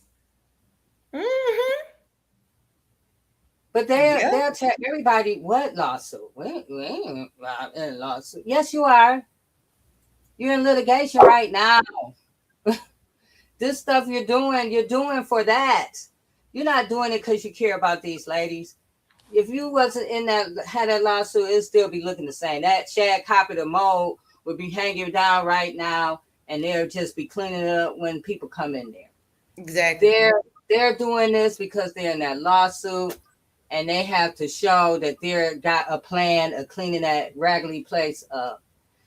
And I'm sorry when people are saying, you know, don't say close down, close that place down and figure it out. It's a death trap. I'd say move the women and burn it down. I say move the warden. Get rid of his. I would say He's move, as good as the mold. move him to a prison in the thumb. Right? That's where he needs to be. As someone that lives there. Yeah. Oh, for sure. You know what I wonder? You know what I wonder? Sometimes I found myself thinking this the other day. I was like, I wonder how proud Heidi Washington's parents are of her.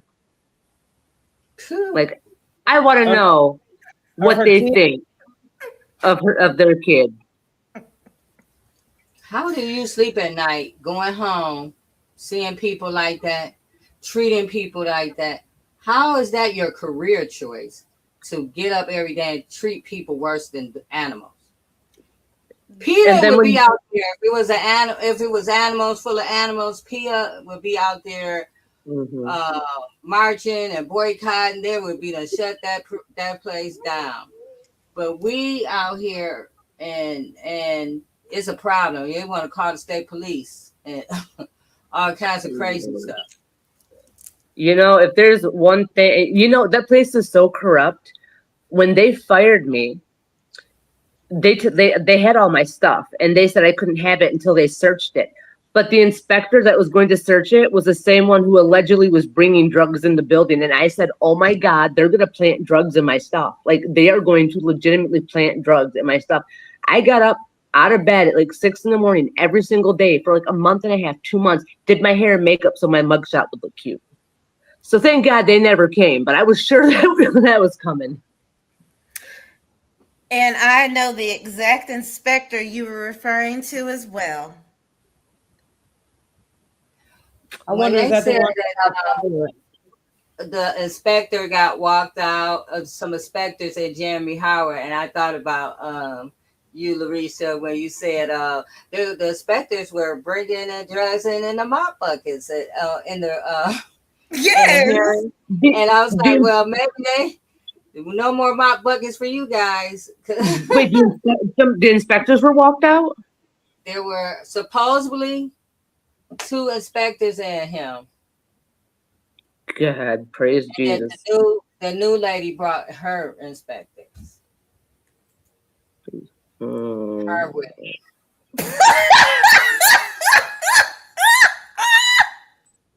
I didn't say it, but I ain't thinking about it. I ain't saying it. Somebody said the quiet part out loud. Who just mentioned that name earlier? Somebody mentioned that name earlier that Hardwick was to go, and so Hardwick is the one gone, huh? That's what it's in the chat.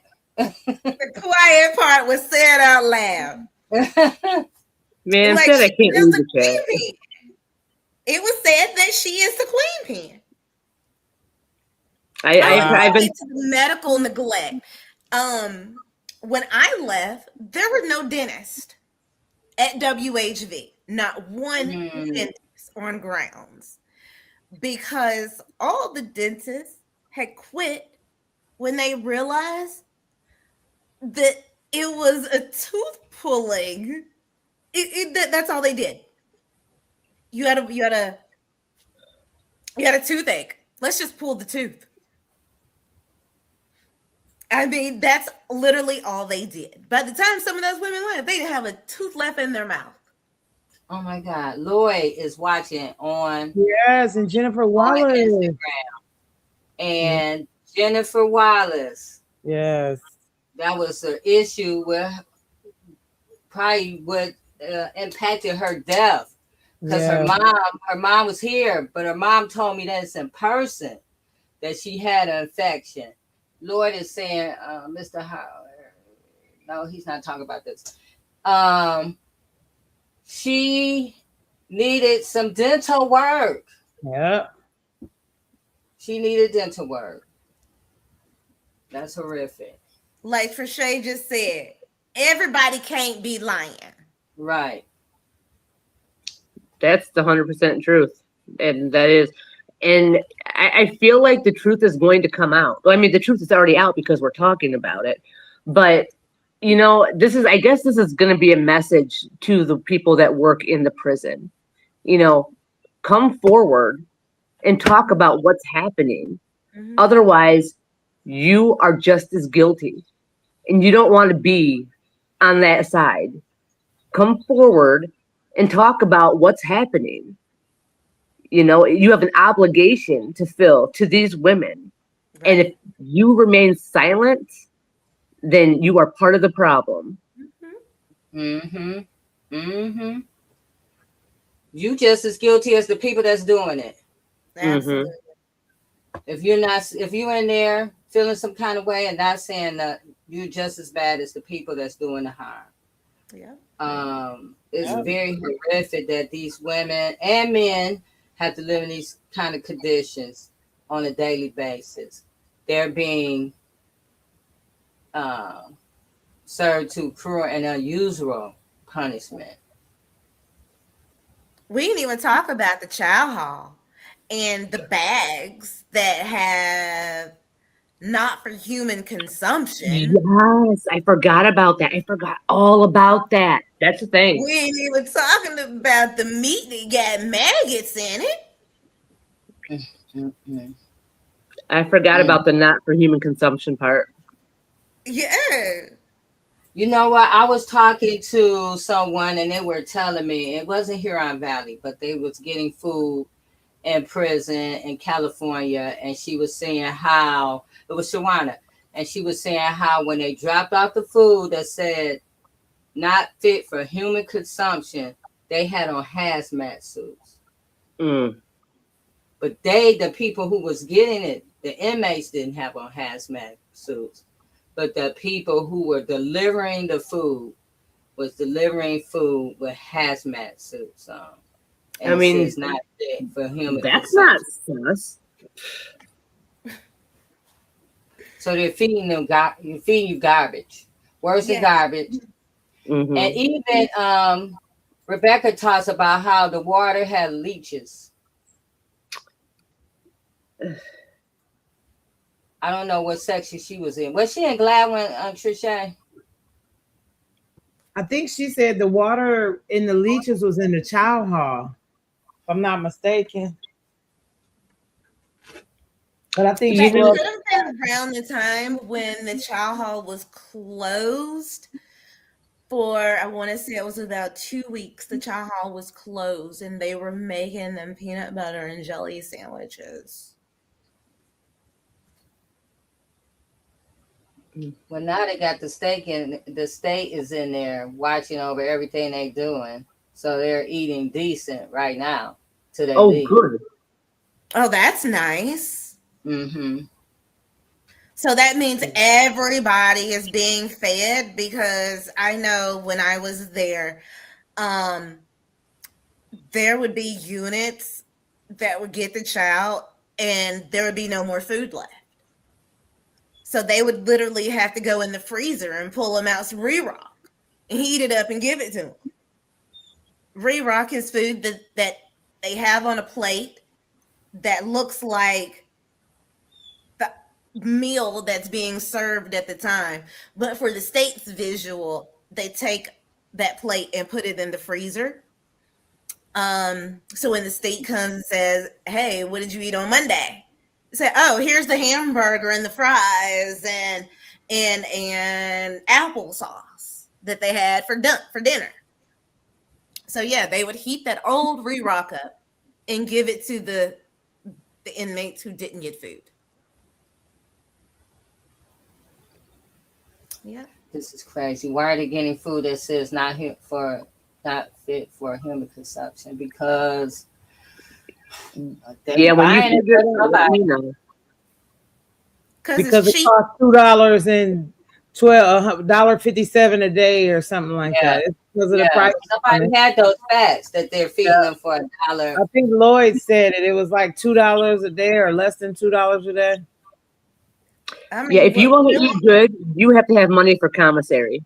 Absolutely. And one thing I had never known about ever, if it wasn't for WHV, is one-ply toilet paper.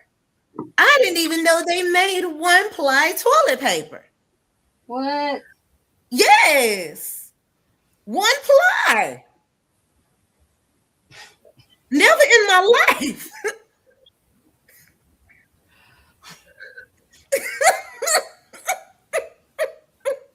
You know, I wonder. I would like to know where the like. I would like to see papers on where the budget is going to.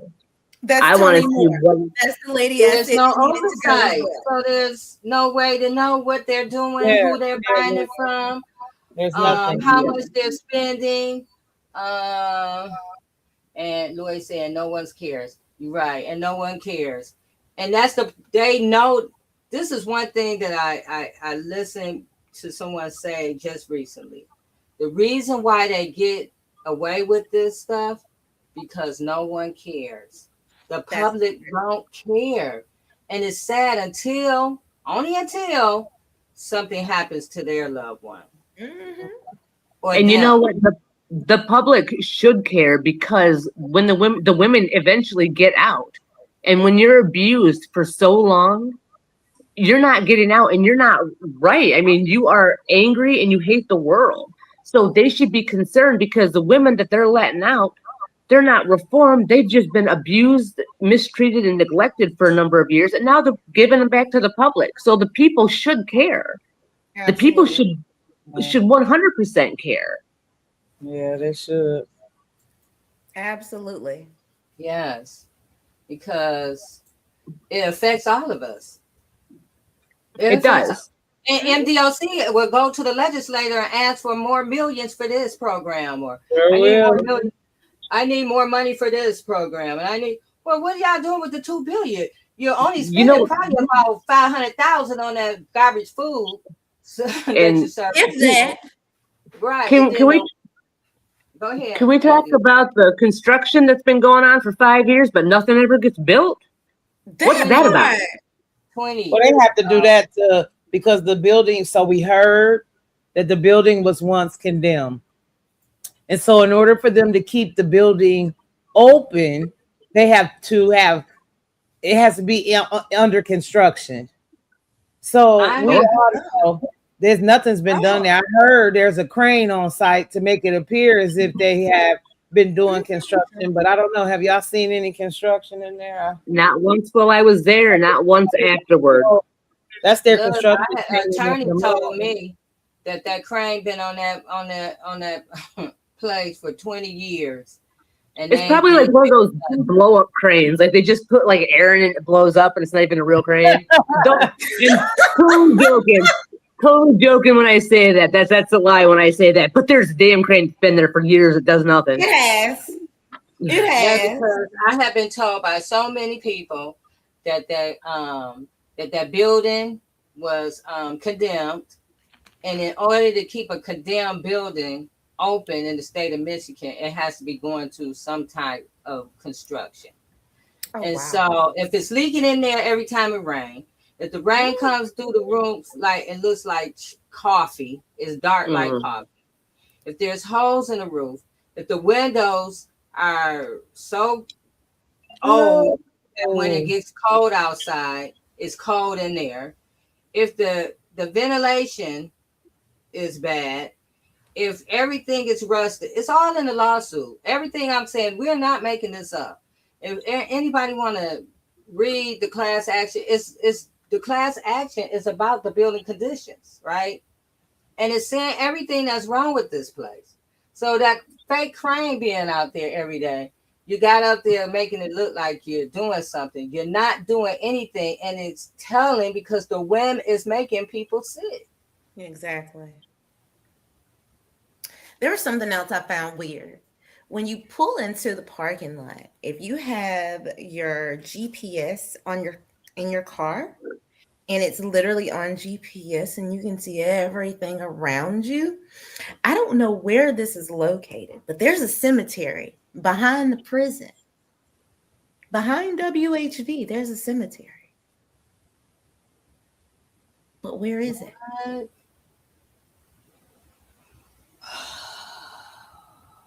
Where is it? Wow. I just know that I'm scared of that one. I Who's in that cemetery? Exactly. Exactly. I know for a fact that when women would pass away, they would prop them up, open their eyes to make it look like they were still alive, to put them in the ambulance. And then the ambulance would leave grounds running full code. And the lady is already deceased. Yes, So they can say they didn't die and then they died at the hospital. exactly. mhm. That place is dangerous. It's dangerous, and it has dangerous people working at it, not living in it, working at it. Absolutely. And change needs to happen, and it needs to happen now, because I feel like, you know, and I'll tell you, it is really hard to be the voice for women who cannot speak, because when you're the voice, you take risks, you get death threats. But in the long run, for people who are listening, if you have loved ones that are in that prison, if you reach out to them, you tell them that they are still being fought for, that we are still talking about things, that we will not stop talking about things, and they have not been forgotten. Absolutely. They need to know that. They need to 100% know that we will not stop. And I second that, Andy. They can't shut me up. They couldn't shut me up when I worked there. You ain't shutting me up now. Yeah. I'm not going to stop telling the truth because they won't stop lying. For real. That's accurate, 100% accurate. It's like, I have a conscience. I have to be able to sleep at night. And if I don't keep talking about what's going on, then there's no sleep for me at night. I'm wide awake, like, oh my God, it's going to be on my conscience. For the people who can sleep at night that work there, is unreal to me, because it's like, do you not have a conscience? Like, what is wrong with you that makes you not want to, like, you see another human being in pain and agony, and their mental health is deteriorating, and that doesn't tug at heartstrings, regardless of what they did. Who they are not their crime. They may have made stupid choices and dumb choices and choices that weren't so smart, but you know what? All of us are one bad choice away from being in a cell. Every single person. That part. Yeah. That's the part. And I want to just say, for families that may watch this now or later, if you got a family member in there, you need to be advocating for them. You need to be and believe them. Believe them.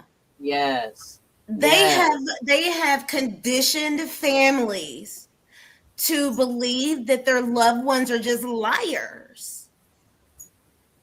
And nothing that they say is true. But it is true. And the families need to believe their loved ones that's behind those walls. Yes. Yes. And I want to say real quick too that if Angie's kids are still in this chat or still in this feed, that your mom was not suicidal, and she did not take her own life because she was looking forward to being with you guys, and she was making plans to be with you guys, and she did not do what they said she did. Not a chance. Yes.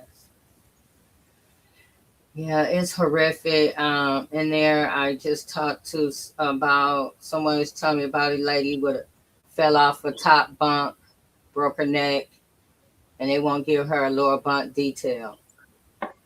I mean, how do you? I heard about another lady who they don't know how she broke her neck, but they won't let her have on a brace because she can use it for. I'm like, a neck brace for a weapon. I mean, these are the things that goes on, and these people are living in these. You would think they're living in a third world country, and we're talking about Michigan, Ypsi, on the other side of Ann Arbor. This is where this is happening at. You know, every day people go in here and work in these places, and they go through a great deal to cover it up. They'll talk about us. They're going to talk about this that we're talking about now, how we're lying, it's made up, blah, blah, blah, where they know it's the truth. They know it's the truth. People are reaching out every day. People who used to work there are reaching out a little bit at a time, saying, hey, you know, on different platforms, I might have stuff on there and say, hey, I used to work there. I had to quit. It's more in there. It's making me sick. We even met a lady who went in there for an interview. I personally spoke to her. She went there for an interview, and she got so sick when she left that she went to straight from Huron Valley to emergency. She's highly allergic to mold. They offered her the job. She said, I can't work there. So she said they sent her an email saying, well, we're going to get air filters and stuff, and you'll have one in your office. So she still got to walk through the halls and place to get into the office. But so you do know that that place is contagious, and to some people, it's deadly. Mm-hmm. It has been deadly. We don't know all the women who have passed away in there. We know the women who families have stood up and told, or people have told, these are my friends, this has happening to them. But what about all the other ones that we don't know about, that nobody has told, that they're covering up, or they're saying, oh, they died at the hospital, or whatever they do.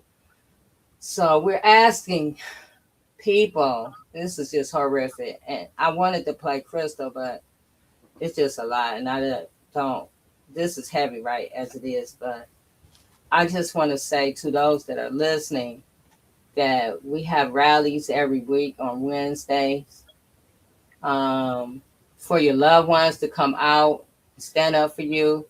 And we're going to have a big rally coming up on the 4th of July from 11 to 3. Bring your have your family members come out and support your loved ones. Stand up, because we need all hands on deck. This is horrific. Mm-hmm. Everybody is not lying. # everybody ain't lying. This is a daily occurrence in this place. It's been going on for years. It's systemic because it's going on in the men's facility. This is just how these people operate. You know, my son went to prison, and immediately when he got there, they said he lost his records, right? His medical records. And when they took him to the hospital for something, he was so sick and he had to go to the hospital finally. Once they put him in, because he was going to Henry Ford Health System, his whole medical thing. So you couldn't even deny him because everything came up. But what they did do is try to find the cheapest medicines that they could. But because I was so persistent, and because I had doctors and nurses calling the facility, and because I had Congresswoman and other people helping me advocate for him, he got the things that he needed. He got he had severe Crohn's disease, and he had to have these hour infusions once a month. And so they found medicine that was like the cheapest version of it, but then he had to take other medicines so he won't have all the other symptoms of the negative symptoms of the medicine, instead of giving him the medicine that he was already on. I mean, you can't make it up. And what you were saying about the meds, them running out, they just told Crystal the other day that her medicine had expired and they couldn't give it to her. So we need to call people to get her some for her heart. For her heart.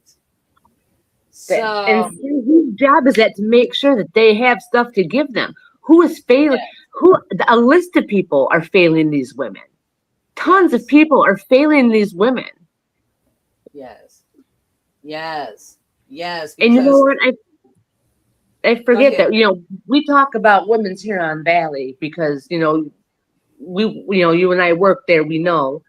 But this is not just a WHV problem. Like, this is a problem throughout Michigan. This is a problem throughout the United States.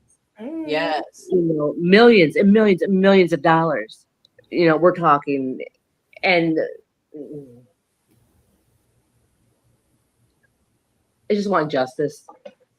I just want justice for these women. Yeah, it's 2026. We cannot keep treating people so inhumane.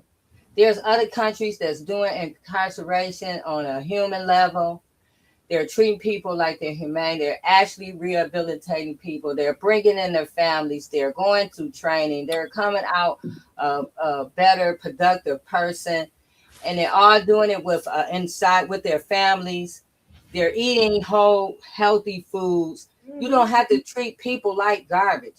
And this is the basis of America, of slavery, and how they treat people, how they want free labor here. They love free labor here. They treat people like worse than cattle, and warehousing them to do free work instead of giving people a chance for life. You're literally killing them. And if we, the citizens, don't stand up, if we keep on turning our heads, they're in prison, put out of sight, out of mind, it could be you. Easy. It was my son, Easy. He was walking to the gas station. It could be anybody. You could run a light, and it could be you. So we have to do more, and we have to do better. Is there anything you want to say, Andi, before you leave? Just that I want to make sure that the women know. I made a promise to them. I said, no matter what happens, I will not stop fighting. I just need them to know that I am still out here, and I am, even though I'm not in the prison and they don't see me, I'm still out here, and I'm still talking, and I'm still working toward a change for them. And I just pass that along to your loved ones. I'm still here. Yes.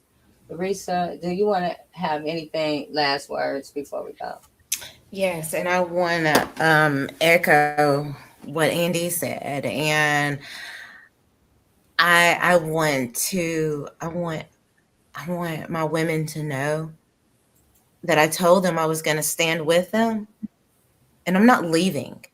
I'm not going nowhere.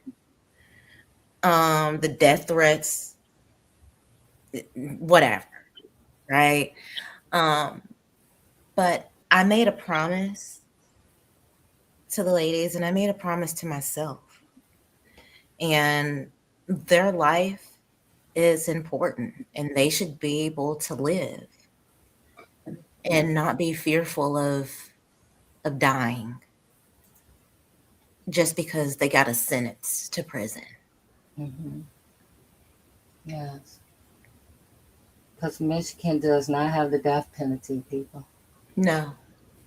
But they're getting a death sentence every time they go inside of Huron Valley or whatever MDOC facility. Yeah. Too many people turning their heads. Thank you guys for joining me. We might have to do a part 2. I'm down. Part 2. Shut up. I'll keep talking. Same. I got so much to say. We might have to break it down in categories. It's just so much. But we will be back, guys. We are on break, but we can pop in at any time because that's how it is when you're running your own show. So hey, let's go. I will totally see you guys at the rally on the 4th. It'll be my first protest that I'm allowed to go to. So I'll see you out there on the 4th. Yes, and we're looking forward to you speaking, Andi, and you, Larissa. We're looking forward to you speaking as well. Yeah.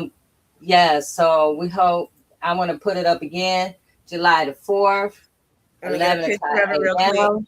to 3 p.m. We're going to be at Huron Valley. There's going to be speakers. There's going to be singers. There's going to be chants. There's going to be a whole big production that's going on. So make sure you're there. We're going to have people from in-state, out of state. I know they're watching. So we coming, you guys. So we won't be on the little thing that y'all got all blocked off. Come say hi to us. Come say hi to us. Don't get mad. Sorry, but y'all won't stand up, so we will. And that part. Thank you guys for joining. Thank you everybody for watching. We'll be back soon, turning a moment into a movement. Good night. Good night. Good night. Just a light of mine. I'm gonna let it shine. I'm gonna let it shine.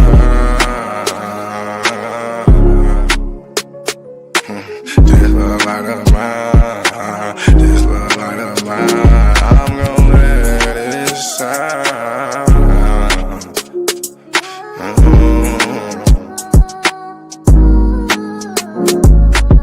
This little light of mine, I'm gonna let it shine. I'm gonna let it shine. This little light of mine, I'm gonna let it shine. I'm gonna let it shine. Oh Lord, just let it shine. This light of mine, this light of mine. Oh Lord, would you please just let it shine. Take the drama out of my life. Oh Lord, every night the pain ain't right. I wake up at night, I never sleep. 26, 10, and 7, that's just me. Every day I need a little seed. I need a little fresh air, man, I need to breathe. All I know is trauma, all I know is tickets. All I know is no visit. All I know is a mission to get straight up out of prison. Lord have mercy for it. Lord have mercy on my people. Preacher Mary Washington and all my real. Lord have mercy with my people. I pray to God, we really need you. When I was down bad, when things weren't going right, every time I prayed at night, I put my hands up in my face. I said, Lord have mercy, little light of mine. Lord God, please let it shine. It's the drama that I live in my life. I swear to God, I was a bad guy every night. 10 toes down, salute. Everybody suffering, everybody who trying to make a way. Everybody looking for the sky, everybody looking for that piece of pie. In a law library, I know what that feel like. Hoping that somebody get active and involved in your situation. Man, pop your collar and pray. Cause Lord have mercy on my soul. And make bad guy father get out soon. And the rest of those brothers who be mobbing to child each morning. Oh man, I ain't going to this afternoon. Man, I'ma miss dinner today. I got a couple noodles. Hey, you know what that feel like? Yeah, you know what it is. And if you a victim of a wrongful conviction, suffered and served by Ken Worthy, then I know that you know what that pain feel like. And your mama know what that pain feel like. Your father know what that pain feel like. With that light, let that little shine. Let that light shine, a little light of mine. Bad guy, Doughboy Week, all these great people in this great world of ours. 10 toes down, salute. I appreciate you, bad guy. I appreciate you, Week. I appreciate the tech. I appreciate everybody in the studio. We gonna pop off that LV. Ooh-wee. Cause that's what they be liking to see. But I hope you hear the missing when you see me fresh. Salute.